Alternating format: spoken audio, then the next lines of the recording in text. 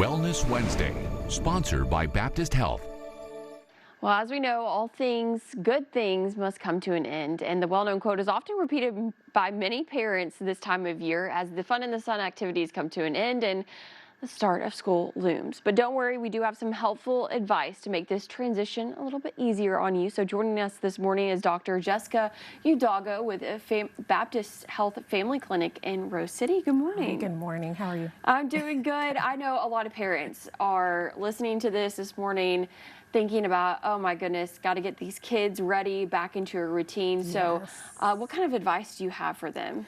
Don't panic and a routine, getting back into the routine. Usually in summer, you know, things are a little bit lax. We go to bed later, we have fun, activities are different. So I would say trying to get in the routine. I think the number one thing about the routine is the bedtime routine. Sleep is really important for children. I mean, it's important for all of us, frankly, but especially for growing minds and brains.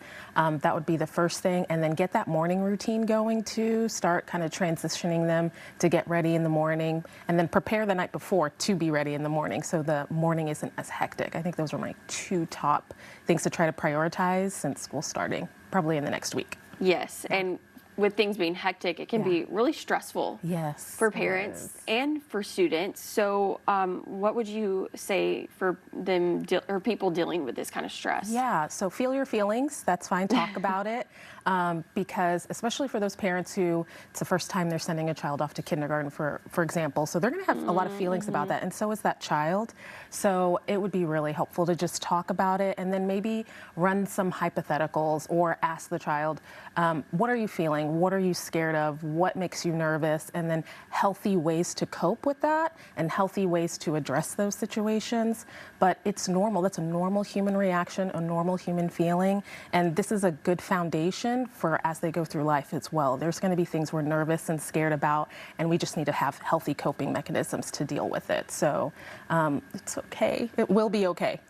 Yes. It will be well. Yes, it will be totally fine. Yeah. And obviously, I mean, helping this situation, connecting with people, especially I know as a mom, sometimes just going to another mom and talking about it really does help. It does help. It does. And then sometimes their classmates went away, and try to reach out and see if they're back and if they're in the area, if we can try to reconnect with those friends and reestablish those relationships. Yeah, that's a good idea.